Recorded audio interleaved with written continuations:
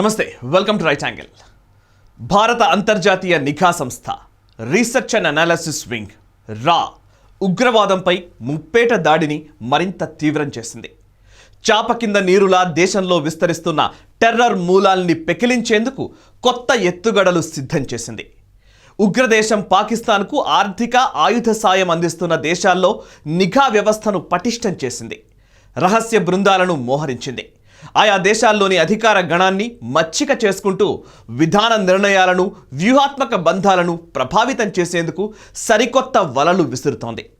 Canada అగ్రరాజ్యం అమెరికాతో సుదీర్ఘమైన సరిహద్దు ఉన్న దేశం. యుద్ధ నేరస్తులు, ఉగ్రవాదుల కుట్రలకు కేంద్రం కెనడా. యుద్ధం అంటే చెవి కోసుకుంటుంది, అమెరికాతో అంటకాగుతుంది. పాకిస్తాన్ ఉగ్రమూకలకు అండగా ఉంటూ వస్తోంది. 2 దశాబ్దాల కాలంగా ఆసియాలో, ముఖ్యంగా పశ్చిమాసియాలో టెర్రర్ సృష్టిస్తున్న ఉగ్ర సంస్థల నేతలు, ఆపరేటర్లు కెనడాలో సురక్షితంగా బతికేస్తున్నారని నిఘా వర్గాలు చెబుతున్నాయి. 1980లో పాక్ మద్దతుతో పంజాబ్లో కనీవిని ఎరగని హింసకు కారణమైన ఖలిస్తాన్ ఉద్యమానికి నాటికి నేటికి కేంద్రం కెనడాయే.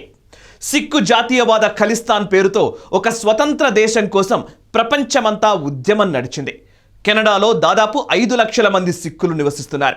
2018 ఫిబ్రవరిలో కెనడా ప్రధాని జస్టిన్ ట్రూడో పర్యటన సందర్భంగా భారత ప్రభుత్వం ట్రూడోకు, ఆయన కుటుంబానికి స్వాగతం పలికేందుకు ప్రభుత్వం ఒక జూనియర్ మంత్రిని పంపిందని, ఇది ట్రూడో ప్రాధాన్యాన్ని విస్మరించడమేనన్న విమర్శలు వినిపించాయి. ట్రూడో ప్రభుత్వంలోని పలువురు సిక్కులకు ఖలిస్తాన్ ఉద్యమం నడిపే వారితో సన్నిహిత సంబంధాలు ఉన్నాయని, దీన్ని దృష్టిలో ఉంచుకునే ప్రభుత్వం ఆయన విషయంలో ఇలా వ్యవహరించి ఉండవచ్చని విదేశాంగ వ్యవహారాల నిపుణులు అభిప్రాయపడుతున్నారు. సిక్కుల ప్రాబల్యం అధికంగా ఉండే పంజాబ్ రాష్ట్రం నుంచి ఖలిస్తాన్ స్వతంత్ర దేశాన్ని ఏర్పాటు చేయాలన్నది ఖలిస్తాన్ ఉద్యమ మద్దతుదారుల డిమాండ్.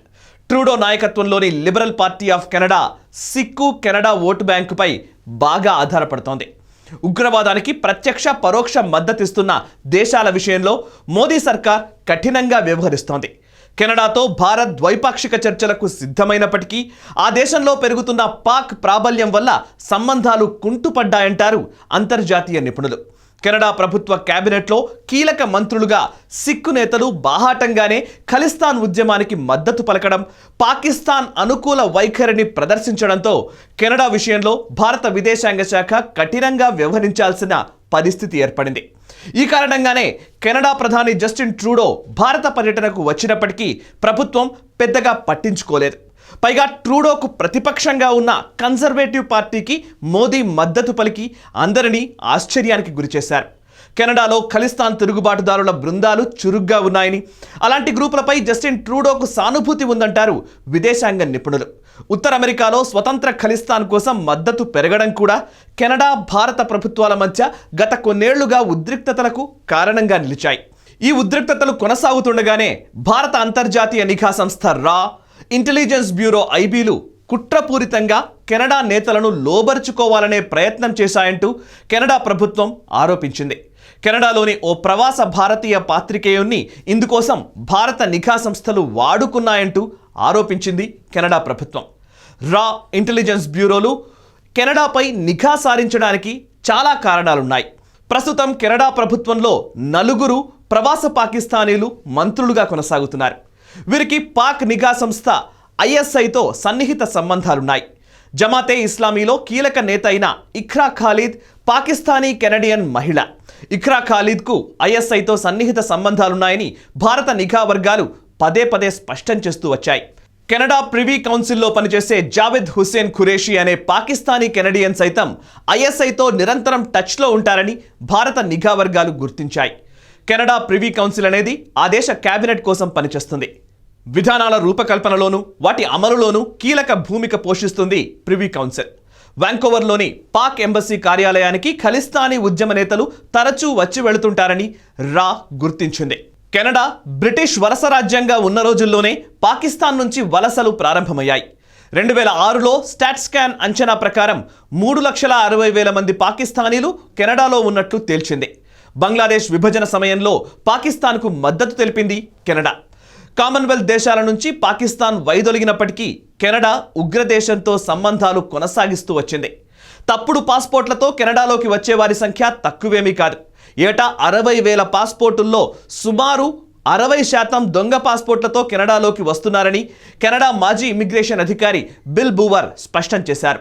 శరణార్థి నియమాల ఉల్లంఘన కెనడాలో విశృంఖలంగా ఉంటుందని బిల్ బూవర్ వ్యాఖ్యానించారు. కెనడా నిఘా విభాగం CSIS అంటే కెనడియన్ సెక్యూరిటీ ఇంటెలిజెన్స్ సర్వీసెస్లో పనిచేసే వ్యూహకర్త సైతం కెనడాలో అమలవుతున్న ఉదారమైన శరణార్థి నిబంధనలు ఉగ్రవాదానికి అనుకూలంగా మారుతున్నాయని ఆరోపించారు.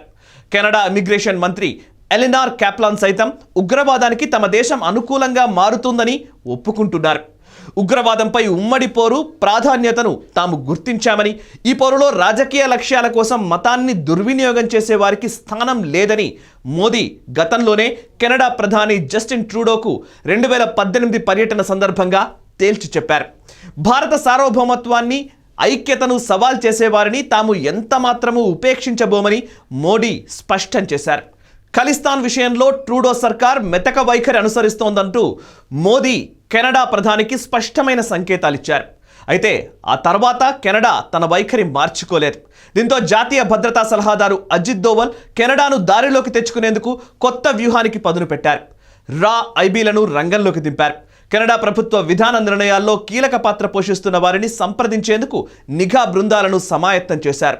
గడిచిన 6 ఏళ్ల కాలంలో రా ఐబీలు కెనడా పరిణామాలను జాగ్రత్తగా అంచనా వేస్తున్నారు. 2018లో కెనడా ప్రధాని జస్టిన్ ట్రూడో ఇచ్చిన విందుకు ఖలిస్తాన్ ఉగ్రవాది జస్పాల్ అత్వాల్కు ఆహ్వానం అందడంపై వివాదం చెలరేగింది. మరోవైపు భారత పర్యటనలో ఉన్న కెనడా ప్రధాని ట్రూడో ముంబై, ఢిల్లీలో అధికారిక విందులో పాల్గొనేలా ప్రణాళిక సిద్ధం చేసుకున్నారు. ఈ రెండింటికి జస్పాల్ అత్వాల్కు ఆహ్వానం పంపారు. ముంబై విందులో పాల్గొన్న అత్వాల్ ట్రూడో భార్యతో ఫోటోలు కూడా దిగారు. 1986లో కెనడాలో పర్యటించిన పంజాబ్ మంత్రిని ఇంటర్నేషనల్ సిక్ యూత్ ఫెడరేషన్లో కీలక సభ్యుడిగా ఉన్న జస్పాల్ అత్వాల్ చంపేందుకు ప్రయత్నించినట్టుగా తెలుస్తోంది. ఈ కేసులో అతనికి జైలు శిక్ష కూడా పడింది. 2015లో కెనడా పార్లమెంటుకు ఎన్నికలు జరిగాయి. 338 సీట్లున్న కెనడా పార్లమెంట్లో సాధారణ మెజారిటీ లభించాలంటే 170 స్థానాలు గెలిచి ఉండాలి. అధికార లిబరల్ పార్టీకి దక్కినవి 157 సీట్లు మాత్రమే.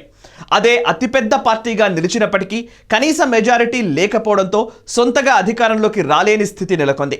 భారత సంతతికి చెందిన కెనడా పౌరుడు జగ్మీత్ సింగ్ కింగ్ మేకర్గా ఆవిర్భవించారు. సింగ్ నాయకత్వంలోని నేషనల్ డెమోక్రటిక్ పార్టీకి 24 సీట్లు రావడంతో ట్రూడో మైనారిటీ ప్రభుత్వానికి ఆయన మద్దతు అవసరమైంది. ఖలిస్తాన్ సానుభూతి పరుడైన జగ్మీత్ సింగ్ భారత ప్రభుత్వంపై నిరంతరం తీవ్రమైన విమర్శలు చేస్తూ ఉంటారు. ఖలిస్తాన్ అనుకూల NDP ఇంతటి కీలక పాత్రధారిగా అవతరించడం భారత్ కెనడా సంబంధాలకు శుభసూచకం కానిది. నిజానికి బహుళ జాతులకు సంస్కృతులకు నిలయమైన భారత్ కెనడాలు మిత్రులుగా ఉండాల్సిందే. కానీ వివిధ కారణాల వల్ల అది సాధ్యపడట్లేదు. కెనడాను 42 సంవత్సరాల తర్వాత సందర్శించిన తొలి భారత ప్రధానమంత్రి నరేంద్ర మోదీయే. ఇక ట్రూడో పార్టీకి కెనడియన్ సిక్కులు భూరి విరాళాలు అందిస్తుంటారు. కెనడాలోని సంపన్న గురుద్వారాలపై అదుపు సాధించి ఖలిస్తాన్ వాదాన్ని విస్తరిస్తున్నారు కెనడియన్ సిక్కులు. అందుకు గురుద్వారా నిధులను దుర్వినియోగపరుస్తున్నారనే ఆరోపణలు వస్తున్నప్పటికీ కెనడా అధికారులు ఏమాత్రం పట్టనట్లు వ్యవహరిస్తున్నారు. 1970-80 దశకాలలో పంజాబ్లో ఖలిస్తానీ ఉద్యమం చెలరేగుతున్నప్పుడు ఆనాటి కెనడా ప్రధాని పియరీ ట్రూడో విదేశీ వలసకు ద్వారాలు బార్లా తెరిచారు. పియరీ ప్రస్తుత ప్రధాని జస్టిన్ ట్రూడోకి తండ్రి. ట్రూడో ఔదార్యం పుణ్యమా అని అప్పుడు అనేక మంది పంజాబీ సిక్కులు కెనడాకు వలస వచ్చారు. భారత ప్రభుత్వం తమను వేధిస్తోందనే సాకుతో వారు కెనడాలో స్థిరపడ్డారు. కెనడాకు ఉగ్రవాద ముప్పు అనే పేరుతో 2018లో విడుదలైన నివేదికలో భారతదేశంలో ఖలిస్తానీ ఉద్యమాన్ని కెనడియన్ పౌరులు సమర్థిస్తున్నారని వెల్లడించింది. దీన్ని నిరసిస్తూ ఖలిస్తానీ శక్తులు పెద్ద ఎత్తున యాగి చేయడంతో కెనడా ప్రభుత్వం దిగివచ్చి నివేదికలో సిక్కు ఉగ్రవాదానికి సంబంధించిన ప్రస్తావనను 2019 ఏప్రిల్లో తొలగించింది. మోదీ ప్రభుత్వం విదేశాంగ భద్రతా కోణంలో ఖలిస్తాన్ అంశాన్ని మరీ ఎక్కువ చేసి చూస్తోందన్న విమర్శలు చేయడం సులభం. అయితే గత 2 దశాబ్దాలుగా కెనడాలో స్థిరపడిన సిక్కు సంతతి వారిని పట్టించుకోవడానికి నాటి యూపీఏ ప్రభుత్వం పెద్దగా ప్రయత్నించలేదనేది విదేశాంగ నిపుణులు చెప్తున్నమాట. రియాద్లో రాయబారిగా ముస్లింనే నియమిస్తూ ఉంటారు. గల్ఫ్లో ఎక్కువ మంది మలయాళీలు ఉంటారు కాబట్టి ఆ కార్యాలయాల్లో మలయాళీలను నియమించడం ఆనవాయితీగా వస్తోంది. కానీ కెనడా విషయంలో ఎక్కువగా ఉన్న సిక్కు సంతతికి చెందిన వ్యక్తులని ఎందుకని అంబాసిడర్లుగా నియమించట్లేదనే వాదన మరోవైపు ఉంది. 1980 దశకంలో మాజీ స్పీకర్ జాట్ సిక్కు గురుదయాల్ సింగ్ థిల్లాన్ కెనడాకు రాయబారిగా పనిచేశారు. ఆ తర్వాత మళ్ళీ సిక్కు పౌరుణ్ణి రాయబారిగా నియమించలేదు. మోదీ ప్రభుత్వం కెనడా కేంద్రంగా పనిచేస్తున్న ఖలిస్తాన్ ఉగ్రవాదాన్ని ప్రస్తుతం తీవ్రంగా పరిగణిస్తోంది. భారత్లో సమీప భవిష్యత్తులో ఖలిస్తాన్ ఉగ్రవాదం తలెత్తే అవకాశాలు తక్కువే. కానీ ఖలిస్తాన్ ఉగ్ర సంస్థకు అటు ఐఎస్ఐకి ఉన్న సంబంధాలు ఇప్పుడు ప్రమాదకరంగా పరిణమించే అవకాశం ఉంది. ఆయుధాల చేరవేత, ఉగ్రవాదులకు ఆశ్రయం ఇవ్వడం అన్నది అత్యంత ప్రమాదకరమైన పరిణామం. దీన్ని గుర్తించిన రా కెనడాపై దృష్టి సారించింది. ఆ దేశ విధానాలు రూపొందుతున్న తీరుపై ఓ కన్నేసి ఉంచింది. కెనడా, భారత్ల మధ్య ద్వైపాక్షిక సంబంధాలు సజావుగా సాగాలంటే ఉగ్రవాదం విషయంలో కెనడా నిర్దాక్షిణ్యంగా వ్యవహరించడం షరతు అని తేల్చి చెప్పింది. జాతీయ భద్రతా సలహాదారు అజిత్ దోవల్ నేతృత్వంలో ఓవైపు రీసెర్చ్ అండ్ అనాలిసిస్ వింగ్, మరోవైపు ఇంటెలిజెన్స్ బ్యూరోలు ఇప్పటికే కెనడా కేంద్రంగా వ్యూహాన్ని సిద్ధం చేశాయి. ఈ ఖలిస్తాన్ మూవ్మెంట్ మాత్రమే కాదు, అటు పాకిస్తాన్ ఉగ్రవాదాన్ని కూడా అణిచివేసే దిశగా మిషన్ స్టార్ట్ అయిపోయింది. అయితే దేశ భద్రతను దృష్టిలో ఉంచుకొని ముఖ్యంగా స్ట్రాటజీకి సంబంధించిన అంశాలను పూర్తిగా నేను మీకు వెల్లడించలేకపోతున్నాను. But operation is on.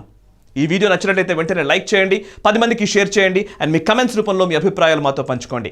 మనసా వాచా కర్మణ, దేశహితం కోసం అహరహము తప్పించే నేషనలిస్ట్ హబ్ని సబ్స్క్రైబ్ చేసుకోండి.